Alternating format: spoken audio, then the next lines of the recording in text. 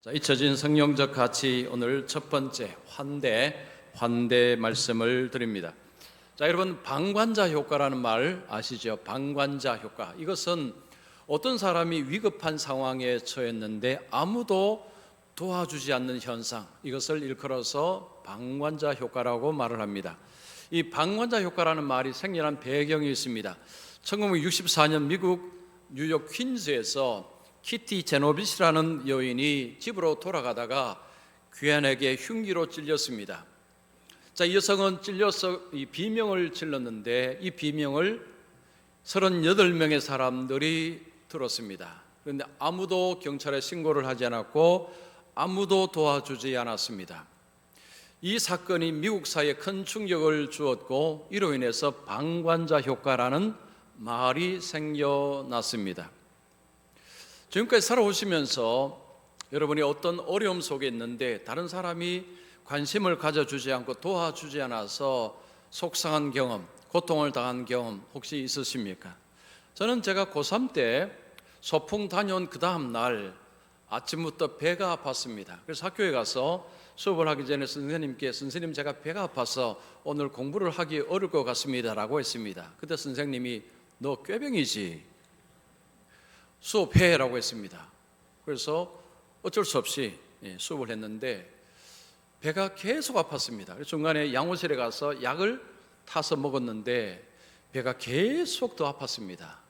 4교시 끝나고 선생님께 가서 선생님 제가 도저히 배가 아파서 수업을 못하겠습니다 하니 기분 좋게 보내주지 않고요 좀 기분 나쁘게 저를 보내주셨습니다. 집에 가서 또 약을 사서 먹었는데 통하지 않았습니다. 그래서 병원에 갔는데 명장염이었습니다. 명장염. 그래서 수술을 곧바로 하고 수술하니까 이제 배가 안 아팠습니다. 그때 제가 선생님을 정말 원망 많이 했습니다. 조금 일찍 보내주셨다면 병원에 좀 일찍 갔을 것이고 그러면 아픈 것도 조금 일찍 해결을 했을 텐데 생각을 했습니다. 자, 우리가 살아오면서 이런 비슷한 경험들 아마도 하셨을 것이고 앞으로도 하실 것입니다. 왜냐하면요 세상은 점점 더 각박해지고 있기 때문입니다. 농사를 짓던 시절에는 옆집의 아픔이 곧 나의 아픔이었습니다. 그래서 서로 도와주며 살았습니다. 그러나 도시화가 되면서 옆집에 이제 관심이 멀어졌습니다. 이게 무관심이죠. 근데 이제는 무관심이 더 도를 넘어서 집단 따돌림 이런 일들이 일어납니다. 여러분 학교에서 아이들이 왕따를 당하는 일이 벌어지고 그리고 직장에서 따돌림 같은 일이 벌어집니다. 여러분 이런 일을 당하는 당사자는 엄청난 고통을 겪습니다. 여러분 이런 고통은 누구도 원하지 않습니다. 그런 고통을 당하기를 원하는 사람은 아무도 없습니다. 그러나 세상은 이런 일들이 빈번하게 일어납니다. 여러분 이런 고통을 줄이고 없앨 수 있는 방법이 뭘까요? 바로 세상에 환대가 많아지면 됩니다. 즉 사람들에게 환대를 하면서 산다면 이런 고통을 줄일 수 있습니다. 여러분 환대가 무엇입니까? 환대는 다른 사람에게 따뜻하게 대하고 그리고 다른 사람을 도와주는 것입니다. 이것이 환대입니다. 여러분 사람들에게 환대가 뿌리 내린다면 여러분 사람들이 환대의 삶을 산다면 그러면 삶이 더 좋아질 것입니다. 더 풍성해질 것이고 더 기쁨이 있을 것입니다. 자, 그러면 여러분 이 환대의 삶을 산다는 것이 이게 쉬운 일이 아닌 것 같습니다. 자, 오늘 이 환대 어떻게 하면 환대의 삶을 살 수 있을 것인가 오늘 이 말씀을 좀 드리겠습니다. 자, 첫 번째입니다. 환대는 믿음을 삶으로 드러내는 방식이다. 여러분 세상을 좀 더 따뜻하게 그리고 사람들이 좀 더 행복하게 살도록 만드는 데 필요한 것이 환대라 말씀드렸습니다. 여러분 이 환대를 만드는 원동력, 여러분 사람을 하여금 환대의 삶을 살게 만드는 근원은 뭐겠습니까? 믿음입니다. 믿음. 자, 믿음이 이것을 가능하게 합니다. 그러면 그 믿음이 뭘까요? 무슨 믿음이겠습니까? 사람을 믿어주는 믿음일까요? 여러분 사람을 믿는 믿음이 정말 중요합니다. 가정에서 부모님이 자녀를 믿어주고 자녀가 부모를 믿어주고 학교에서 선생님이 학생을 믿어주고 학생이 선생님을 믿어주고 또 서로 친구끼리 믿어주고 서로 믿어주는 사회가 된다면 여러분 사람의 삶들이 얼마나 행복하겠습니까? 그런데 문제가 있습니다. 사람은 그렇게 믿을 대상이 못 된다는 것입니다. 어제 약속을 하고 내일 바꿔버릴 수 있는 존재가 사람입니다. 저와 여러분입니다.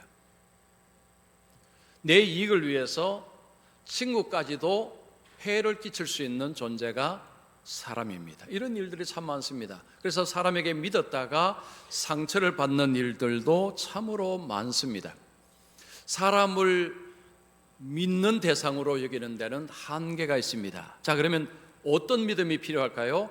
하나님을 믿어야 됩니다. 하나님. 여러분, 하나님을 믿는 그 믿음, 거기서 환대가 나온다는 것입니다. 자, 혹 이런 생각 드십니까?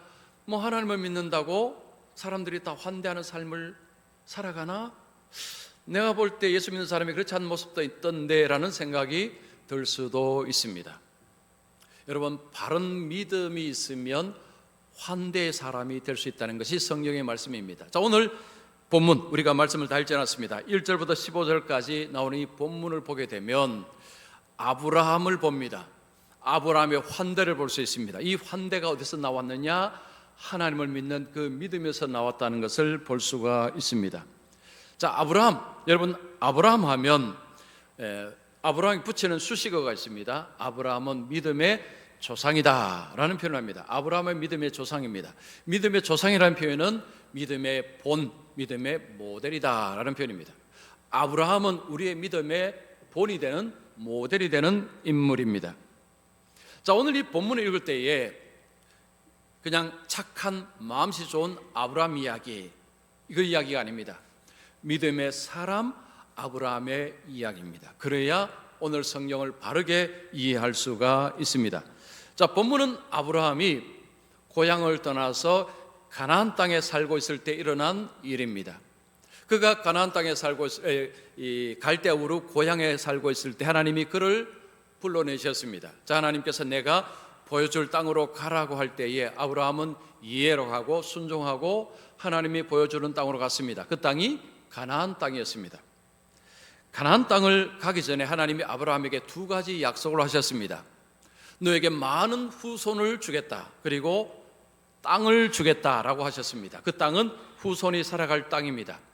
이 두 가지 약속을 받고 아브라함은 가나안 땅으로 들어갔습니다. 가나안 땅에서 아브라함은 하루 이틀 계속해서 살아갑니다. 1년, 2년, 3년, 4년을 살아갑니다. 하나님이 아브라함에게 후손을 약속을 하셨기에 아브라함은 이제 아들이 태어날 것이라고, 아들을 가질 것이라고 생각하고 살아가는데 아들을 갖지를 못합니다. 부부 사이에 아들이 생기지를 않습니다. 아들이 있어야 후손이 많아진다는 것이 가능한 이야기죠. 아들이 생기지를 않습니다. 나이가 99세가 되었습니다. 아브라함의 나이 99세가 됐습니다. 그런데 아직까지 아들이 없습니다. 자, 여러분 같으면 하나님의 약속을 믿을 수 있겠습니까? 아니, 하나님을 신뢰할 수 있겠습니까? 아마도 적지 않은 분이 이런 하나님 나 못 믿겠다 하고 하나님을 떠날 것입니다. 그러나 아브라함은 그렇게 하지 않았습니다. 요즘식으로 말하면 주일날 교회에 나와서 하나님 앞에 예배 드리는 것을 정상적으로 했습니다. 하나님 앞에 예물 드리고 기도하고 섬기는 것을 빼놓지 않았습니다. 계속해서 하나님을 예배하고 하나님을 믿었습니다. 자, 아브라함의 나이가 99세, 아내 사라의 나이는 89세입니다. 여러분, 두 사람 사이에 아직도 아들이 없다는 것은 앞으로도 아들을 가질 가능성이 거의 없다, 아니 불가능하다, 그렇게 생각할 수 있는 때입니다. 자, 아브라함이 어느 날 99세 된 어느 날 집 앞에서, 그 집은 장막입니다. 요즘 말로 하면 텐트입니다. 그 문 앞에서 밖을 보는데 낯선 세 사람이 있습니다. 요즘 같으면 그냥 세 사람이 있구나, 모르는 사람이 그냥 앞에 있구나 라고 거기까지 그냥 끝날 것입니다. 자, 아브라함은 그 세 사람을 볼 때에 그 세 사람을 도와주고 싶었습니다. 그 세 사람의 여행객으로 보였습니다. 나그네로 보였습니다. 아브라함은 그 사람들에게 달려갑니다. 달려가서 뭘 합니까? 영접하며 몸을 땅에 굽혀. 1절에 나옵니다. 자, 아브라함은 그 세 사람을 볼 때에 와, 이 더운 지방을 여행하는데 얼마나 힘들까, 내가 좀 도와줘야 되겠다 생각하고 달려가서 몸을 굽힌 것입니다. 아주 따뜻하게 세 사람을 영접을 합니다. 자, 그리고 물을 가지고 세 사람의 발을 씻도록 하고 그리고 음식으로 접대를 합니다. 여러분, 그 음식의 접대가 어마어마합니다. 자기가 먹던 것을 그냥 접대하는 것이 아니라 음식을 만들었습니다. 여러분, 그 음식의 재료가 뭐라고 나옵니까? 송아지입니다. 송아지. 요즘도 송아지 요리는 매우 귀합니다. 맛있습니다. 자, 이 맛있고 귀한 음식을 아내에게 만들라 해서 세 사람에게 대접을 합니다. 아브라함이 대접을 할 때에 내가 이 사람에게 대접을 하면 이 사람들이 나중에도 나에게 대접할 것이다 라고 기대를 했을까요? 이 세 사람은 낯선 사람입니다. 그리고 지나가면 다시 볼 일이 없는 사람들입니다. 그때는 이런 생각이 정상입니다. 자, 그런데 아브라함은 세 사람을 환대했습니다. 자, 아브라함이 이 세 사람에게 이렇게 환대할 수 있던 이유가 뭐냐? 이게 믿음이라는 것입니다. 자, 히브리서 11장 9절 말씀 우리 같이 읽습니다. 시작. 믿음으로 동일한 약속을 유업으로 함께 받은 이삭 및 야곱과 더불어 장막에 거하였으니. 자, 여기 보면 아브라함이 가나안 땅에 쭉 삶을 살아가는 과정이 믿음이라고 이야기합니다. 믿음으로 살았다고 이야기합니다. 삶이 일관되게 믿음으로 살았다는 거죠. 그 믿음으로 산 사건 중에 한 사건이 오늘 본문의 사건입니다. 즉, 아브라함이 세 사람을 접대한 것도 믿음으로, 믿음 안에서 대접을 한 것입니다. 환대를 한 것입니다. 여러분, 우리가 성경에서 보면 믿음으로 환대하는 이야기를 종종 볼 수 있습니다. 그 중에 한 사건이 라합이 정탐꾼들을 향한 환대가 있습니다. 이스라엘 백성들이 가나안 땅을 정복하기 전에 여호수아가 정탐꾼들을 보냈습니다. 정탐꾼들이 여리고 성으로 들어갔습니다. 여리고 왕이 그 소식을 들었습니다. 부하를 보냈습니다. 잡으라고 보냈습니다. 그런데 정탐꾼들을 누가 이미 숨겨주었습니다. 라합입니다. 라합이라는 여성이 자기 목숨이 위태로울 수도 있는데 이스라엘의 정탐꾼을 환대를 한 것입니다. 그들에게 관심을 가지고 그를 자기 집의 옥상에 숨겨두고는 나중에 이스라엘 백성들 편으로 가도록 그렇게 도와주었습니다. 이것을 성경은 믿음으로라고 이야기합니다. 자, 우리 히브리서 11장 31절 시작, 같이 읽습니다. 시작. 믿음으로 기생 라합은 정탐꾼을 평안히 영접하였으므로 순종하지 아니한 자와 함께 멸망하지 아니하였도다. 여기 보면 믿음으로 영접하였으므로, 영접하다, 환대하다 이렇게 말할 수 있습니다. 기생 라합은 여리고성의 사람입니다. 그는 이스라엘의 정탐꾼을 환대했다는 거죠. 환대했다고 이야기합니다. 자, 혹시 이 설교를 들으면서 이런 생각 드시죠? 예수 믿지 않는 사람들 중에서도 환대를 잘하는 사람이 많지 않습니까? 맞습니다. 여러분, 하나님을 믿지 않는 사람들 중에 다른 사람에게 따뜻하고 도움을 주는 사람들이 꽤 많습니다. 예수 믿는 사람들만 그런 것은 아닙니다. 여러분, 특별히 중동 지방에는 나그네를 대접하는 풍습이 있습니다. 옛날도 있고 지금도 있다고 합니다. 그들의 문화가 나그네를 대접하는 것입니다. 자, 그러면 믿음으로 환대하는 것하고 문화로서 환대하는 것하고 뭐가 다를까요? 비슷한 것은 외적인 것은 비슷합니다. 사람에게 따뜻하고 도와주는 것은 비슷합니다. 그런데 동기가 조금 다릅니다. 중동 지방에서 이 나그네를 대접하는 그 문화 속에는 두 가지 의미가 있다고 합니다. 가문의 명예를 높이는 데 필요한 일이라고 합니다. 만약에 나그네를 대접하지 않았을 때는 이게 가문의 수치로 여기는 문화가 있었다는 것입니다.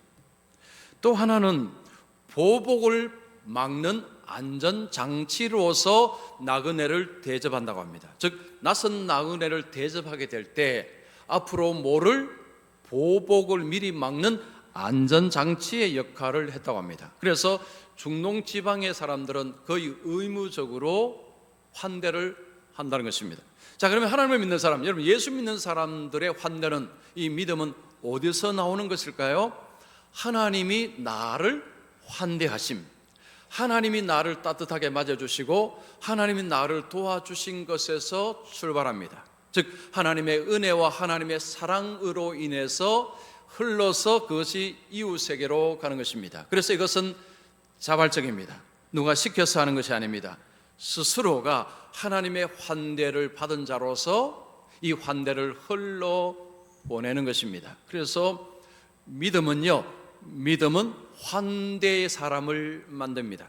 자, 믿음은, 바른 믿음이 들어가면, 즉 그 하나님의 환대를 경험한 사람은 다른 사람을 따뜻하게 대하고 다른 사람을 도와주는 사람이 된다는 것입니다. 자, 두 번째, 환대를 먼저 행하면 결국 환대가 자신에게 되돌아온다. 자, 믿음은 환대의 삶을 만든다고 했습니다. 자, 그런데 또 이런 의문 아니면 이런 생각이 듭니다. 환대하면 손해보는데, 여러분 환대하면 손해볼까요? 안 볼까요? 손해봅니다. 자, 아브라함을 다시 한번 보겠습니다. 아브라함이 무슨 요리로 접대했다고 했습니까?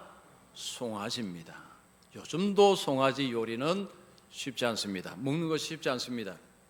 그 당시는 이 소는 재산입니다. 재산. 엄청난 값어치가 있습니다.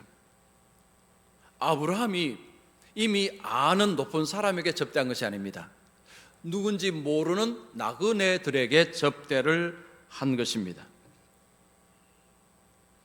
재산의 손해를 본 것입니다. 여러분 환대를 한다는 것은 당장 나에게는 손해를 보는 것입니다. 손해보는 것이기 때문에 굳이 내가 이걸 해야 할 필요가 있을까라는 생각이 우리 속에 들 수가 있습니다. 또한 이 아브라함이 한 환대를 보면 상당히 과한 느낌이 듭니다. 좀 지나치다 생각이 듭니다. 그냥 나그네로서 집에 오셔서 그냥 제가 먹는 것 있으니까 같이 드시죠, 이것만 해도 정말 고마운 일입니다. 그런데 아브라함은 그렇게 한 것이 아닙니다. 음식을 새로 만들었습니다.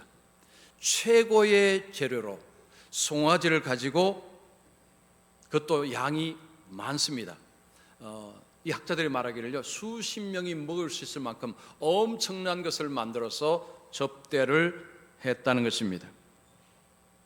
자, 여러분 겉으로 보면요, 꼭 이렇게까지 과하게 지나치게 할 필요가 있었을까라고 생각이 들 수 있습니다. 자, 제가 질문할게요. 여러분 아브라함이 정말로 과하게 지나치게 접대를 한 것일까요? 그렇지가 않습니다. 왜냐하면 누구를 접대했습니까? 하나님을 접대했습니다. 하나님을. 지금 세 사람이라 그러죠. 둘은 천사입니다. 한 사람이 하나님, 즉 하나님이 사람으로 모습을 드러내는 것이고, 두 사람은 천사, 즉 하나님의 종들인 천사가 사람으로 드러난 것입니다. 히브리서 13장에 이런 말씀이 있습니다. 손님 대접하기를 잊지 말라. 이로써 부지 중에 천사들을 대접한 이들이 있었느니라. 누구를 지칭하느냐 하면 아브라함과 사라입니다. 아브라함과 사라가 손님들을 접대했는데 그 손님들이 누구냐? 천사들이었다는 거죠. 둘이 천사였습니다. 만약에 여기에 오늘 하나님이 사람으로 오셔서 여러분 우리 앞에 계시다면 여러분께서 어떻게 하시겠습니까? 자기 집으로 아마 줄 설 것입니다. 제가 줄 서라면 여기서 쫙 줄 설 것입니다. 자, 여러분 집에 모셔가셔서 뭐로 접대하시겠습니까? 집이 아니죠. 당장 저 우리나라 최고의, 서울에서 최고의 음식점으로 아마 모시고 갈 것입니다. 아브라함이 접대를 했는데 그 접대 대상이 그 속에 하나님이 계셨다는 거죠. 천사가 사람이 되었다. 이것도 좀 믿기 어렵지만 하나님이 사람의 모습을 나타났다. 야, 이거 어떻게 믿을 수 있느냐? 이게 이제 성경에 읽는 사람의 고민입니다. 여러분, 이 문제를 풀기 위해서는 뭘 봐야 되느냐? 예수님을 보셔야 됩니다. 예수님을 보시면 이 본문을 이해할 수 있습니다. 아, 하나님이 사람의 모습으로 나타나셨다. 충분히 이해가 가능합니다. 예수님은 하나님이십니다. 하나님이 사람이 되셨습니다. 예수님은 하나님이신데 사람이 되셨습니다. 여러분, 구약에서 하나님이 사람의 모습으로 등장한 곳이 여러 군데 나옵니다. 이 사건은 예수님이 오실 사건을 미리 보여주는 예표적인 의미가 있습니다. 예표라는 것은 미리 맛을 보여주는 것입니다. 하나님께서 사람의 모습으로 사람들에게 찾아오신 이 모습은 예수님을 이해하면 이해할 수 있습니다. 즉 예수님이 하나님이심을 믿으신다면 오늘 본문을 이해하는 데도 크게 문제가 없습니다. 자, 세 사람이 융수한 대접을 받았습니다. 그리고는 안에 사라가 어디 있느냐 묻습니다. 사라가 어디 있었습니까? 장막 안에 있었습니다. 지금 그들은 장막문 앞에서 접대를 받고 있습니다. 갑자기 사라를 찾습니다. 자, 그리고 그 중에 한 사람이 10절에 이렇게 말합니다. 내년 이맘때 내가 반드시 내게로 돌아오리니 내 안에 사라에게 아들이 있으리라. 자, 그 세 사람 중에 한 사람이 내년 이맘때에 사라에게 아들이 있을 것이다 라고 이야기합니다. 이 엄청난 이야기입니다. 여러분, 사람이 이런 이야기를 할 수 있습니까? 없습니까? 이건 절대 못합니다. 하나님만이 하실 수 있는 이야기입니다. 사라가 들었습니다. 여러분 12절 보십시오. 사라가 속으로 웃고 이르되, 속으로 웃었습니다. 내가 노쇠하였고 내 주인도 늙었으니 내게 무슨 즐거움이 있으리요. 당연한 반응이죠. 여러분, 지금 이 사라가 89세입니다. 노인입니다. 노인 할머니입니다. 근데 지금 그 세 사람 중에 한 사람이 내년 이맘때 아들이 있을 것이라는 이야기를 했고 들었습니다. 겉으로 드러내지 않고 속으로 웃었습니다. 여러분, 이 웃음의 의미가 뭘까요? 말이 안 돼.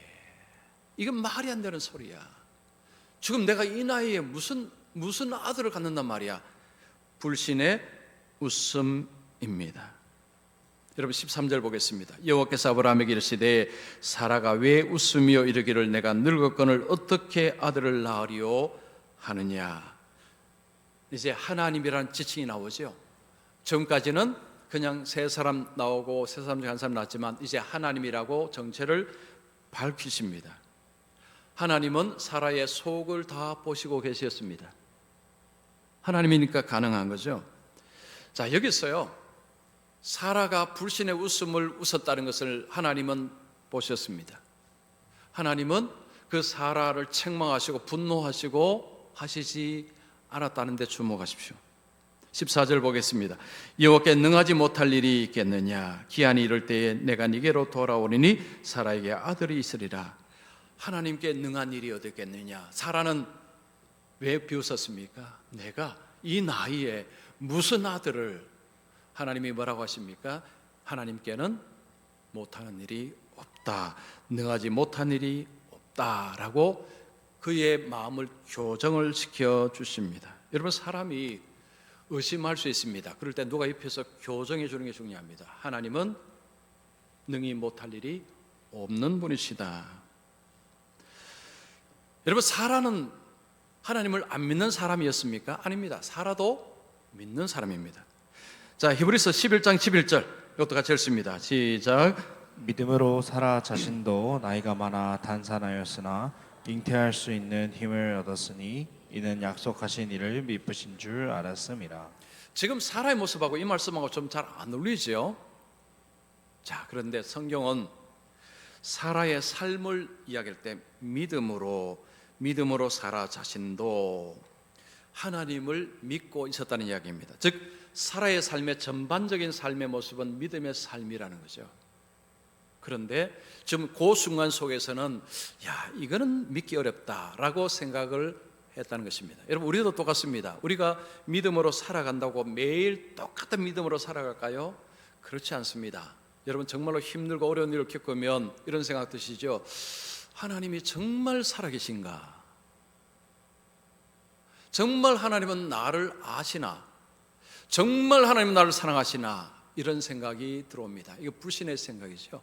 여러분, 예수를 믿는 사람도 어떤 상황 속에서는 하나님을 믿기가 어려운 상황에 빠질 때도 있습니다. 이것을 영혼의 밤이라 보통 부릅니다. 그런 영혼의 밤이 우리에게는 찾아옵니다.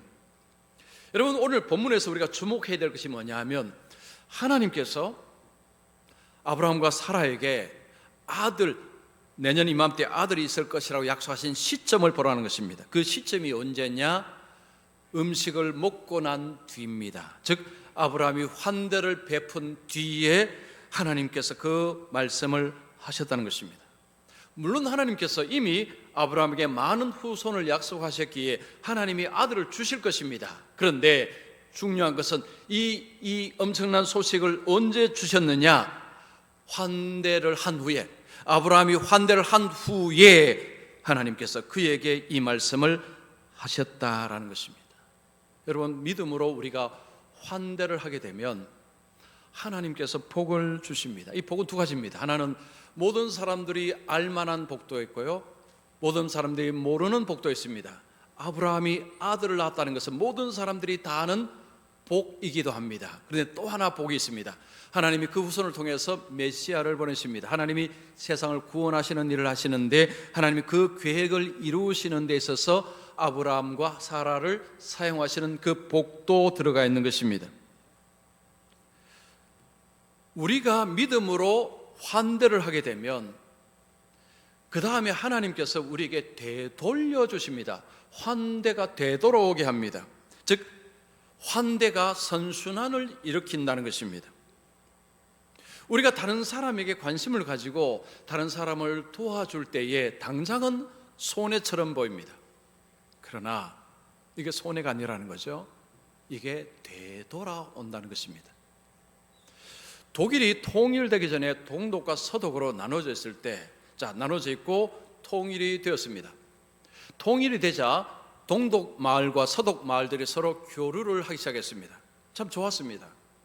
그런데 문제도 발생이 되었습니다. 문제가 발생하기 시작했습니다.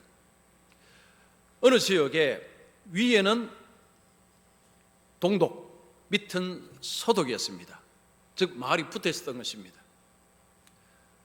동독 마을 주민들이 밤이나 새벽에 동독 마을에다가 쓰레기를 자꾸 버리기 시작했습니다. 계속 동독 사람들이 서독 마을에 쓰레기를 계속 버린 것입니다. 그래서 서독 사람들이 동독 사람들에게 이렇게 하지 말라고 했습니다. 그러나 동독 사람들은 그 말 듣지 않고 끊임없이 쓰레기를 서독 마을에 버렸다고 합니다.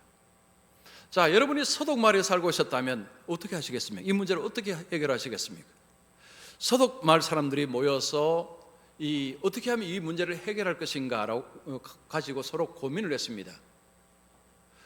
그 고민 가운데 한 의견이 채택이 되었습니다. 그 의견은 뭐냐면 저 동독 마을 사람들이 지금 삶이 굉장히 어려우니 저 동독 사람들이 쓰레기를 버리는 우리 서독 마을 거기에 그 동독 마을 사람들에게 필요한 생필품을 잔뜩 갖다 놓자라고 하는 안을 누가 냈는데 그걸 채택을 한 것입니다.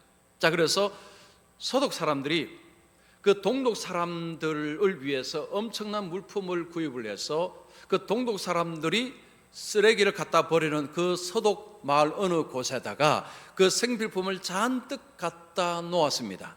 자, 제가 질문하겠습니다. 여러분, 동독 사람들이 계속 쓰레기를 버렸을까요? 안 버렸을까요? 당연히 안 버렸죠. 동독 사람들은 더 이상 쓰레기를 버리지 않았습니다. 여러분, 환대를 받기를 원하십니까? 여러분께서 먼저 환대를 베풀어 주십시오. 여러분께서 먼저 환대를 베푸셔야 합니다. 자, 마태복음 5장 7절 말씀 읽습니다. 시작. 긍휼히 여기는 자는 복이 있나니 그들이 긍휼히 여김을 받을 것이미요. 오늘 우리 암송했죠. 남에게 대접을 받고자 하는 대로 너희가 남을 대접하라. 같은 맥락입니다. 하나님은 우리에게 먼저 대접하라, 먼저 환대하라 라고 이야기합니다. 자, 우리가 환대를 하게 되면 당장 하나님께서 환대를 되돌려 주시지 않을 수도 있습니다. 실망하지 마십시오. 여러분이 가장 필요한 때에, 가장 필요하고 가장 중요한 때 하나님께서 환대를 되돌려 주실 것입니다. 믿음의 사람은 환대의 사람입니다.